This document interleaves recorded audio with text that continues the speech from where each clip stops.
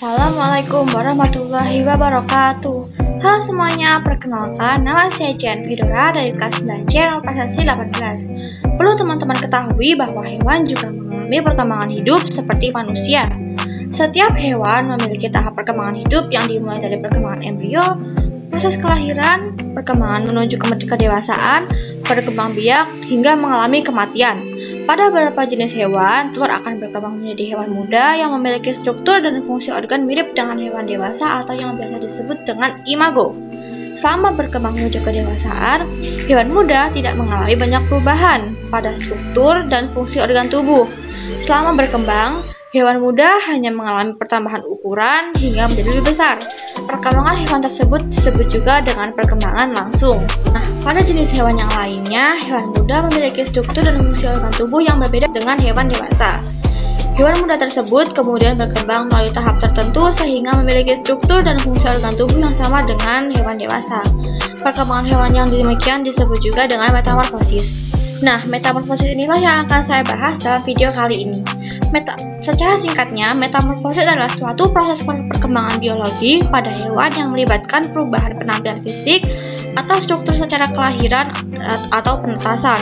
Perubahan fisik tersebut diakibatkan oleh pertumbuhan sel, diferensiasi sel yang secara radikal berbeda. Metamorfosis itu dapat dibedakan menjadi dua bagian. Yang pertama ada metamorfosis tidak sempurna dan yang kedua ada metamorfosis tidak sempurna. Pada hewan yang mengalami metamorfosis tidak sempurna, telur akan berkembang menjadi hewan muda yang disebut dengan nimfa. Nimfa merupakan hewan muda yang mirip dengan hewan dewasa tetapi memiliki ukuran yang lebih kecil daripada hewan dewasa. Selanjutnya, nimfa berkembang menjadi hewan dewasa. Nah, beberapa contoh hewan yang mengalami metamorfosis tidak sempurna adalah belalang, kecoa, jangkrik, dan capung.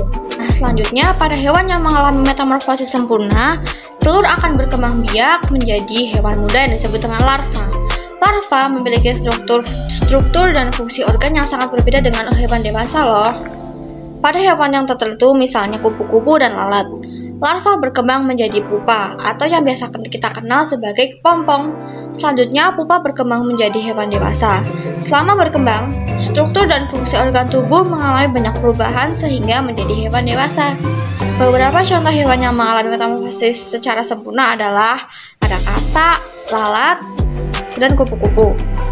Nah, sebagai contoh, saya akan menjelaskan tentang proses metamorfosis pada katak. Metamorfosis pada katak terbagi menjadi 4 tahap. Yang pertama ada tahap telur, yang kedua ada kecebong atau berudu, yang ketiga adalah katak muda, yang keempat ada katak dewasa.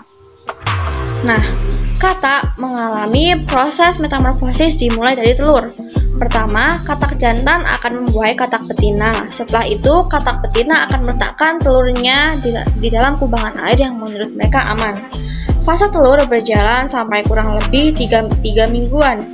Satu katak betina bisa bertelur hingga 20.000 dengan 3 kali reproduksi. Fase yang kedua ada fase kecebong atau fase berudu. Telur-telur yang tadi setelah menetas akan menjadi kecebong.